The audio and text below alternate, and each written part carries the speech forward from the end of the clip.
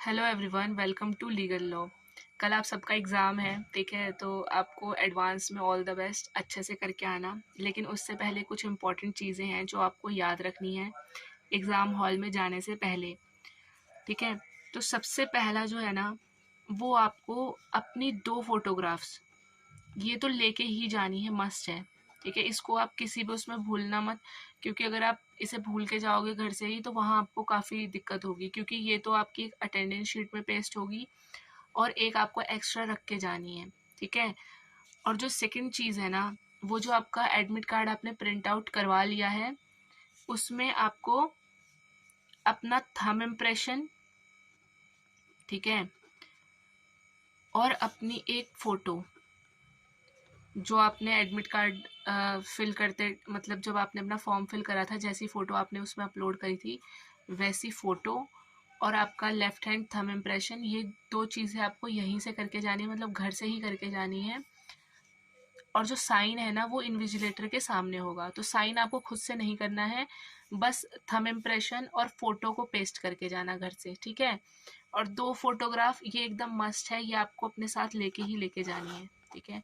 और कोशिश करना कि वही सेम फ़ोटो रहे जो आपने फॉर्म फिल करते टाइम अपलोड की होगी। थर्ड इम्पॉर्टेंट चीज़ है एक आईडी प्रूफ, ठीक है? ये भी आपको लेके जाना है, क्योंकि जब वहाँ आपकी अटेंडेंस होगी, आपका वेरिफिकेशन होगा, तो ये आईडी प्रूफ आपसे मांगा जाएगा। इस आईडी प्रूफ में आप क्या लेके जा सकते हो? आप अपना आधार कार्ड लेके जा सकते हो। दूसरी चीज़, आप अपना पैन कार्ड भी लेके जा सकते हो, ठीक है? ये 2 चीज़ें होती हैं जो ज़्यादातर आप लोगों के पास होगी, इनमें से कोई भी एक चीज़ आप लेके चले जाना।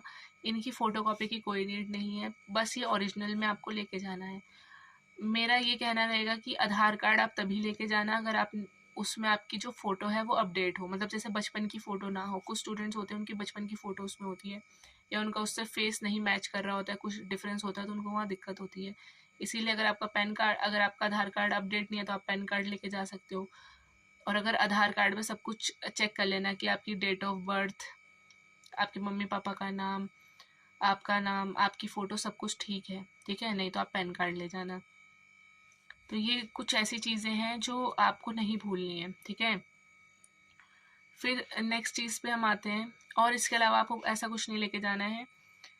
पेन पेन आप अपने साथ लेके जा सकते हो, कुछ सेंटर में वो पेन अलाउ करते हैं और कुछ सेंटर में वो नहीं करते। जैसे मेरा पड़ा था तो उन्होंने पेन मुझे नहीं लेके जाने दिया था, ठीक है? उन्होंने अपने पास से ही पेन दिया था, रफ शीट दी थी, उसी में सॉल्व करना था और बाद में उन्होंने वो पेन ले लिया था। जिन लोगों ने इससे पहले सीबीटी मोड दिया होगा उनको इसके बारे में पता होगा, ठीक है? और जो सबसे इम्पोर्टेंट चीज़ है वो ये है कि आपको अब कोई टेंशन नहीं लेनी है, ठीक है? क्योंकि अगर आप लोगों ने पढ़ा है, आप लोगों को टेंशन तो होगी, एग्ज़ाम से पहले सबको टेंशन होती है। लेकिन ये चीज़ आप अपने एग्ज़ाम हॉल के ना बाहर छोड़ के जाना, क्योंकि अगर आप टेंशन में क्वेश्चंस देखोगे ना, तो आते जाते आंसर्स आप भूल जाओगे। तो इसीलिए मेरी यही एडवाइस रहेगी कि अब जो हो गया है, जितना हो गया है, बहुत हो गया है। अब अपने माइंड को एकदम शांति दो और बस आज रात तक जितना रिवाइज करना है उतना कर लेना। कल कल कुछ पढ़ने की नीड ही नहीं है, क्योंकि बस एकदम रिलैक्स माइंड से, एकदम चिल माइंड से एग्ज़ाम देने जाना, ठीक है? सब कुछ सही होगा।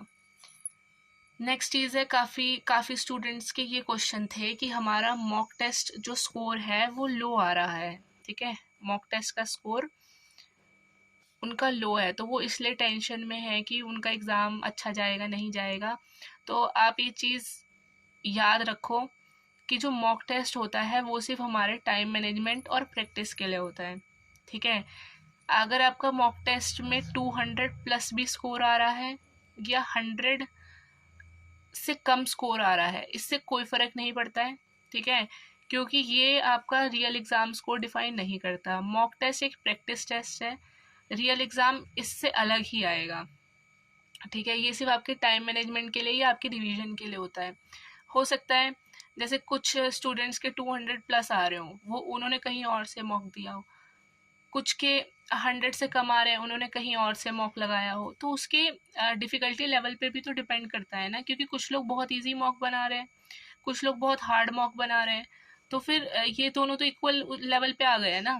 अगर ये इजी वाला सॉल्व करके 200 ला रहा है, ये हार्ड वाला करके 100 ला रहा है, तो इसमें आप कैसे कंपेयर कर लोगे। इसीलिए इस चीज़ को बिल्कुल ध्यान मत देना कि आपका स्कोर हाई है या लेस है, ठीक है। अगर हाई है तो ओवर कॉन्फिडेंट मत होना, अगर लेस है तो अंडर कॉन्फिडेंट मत होना, ठीक है।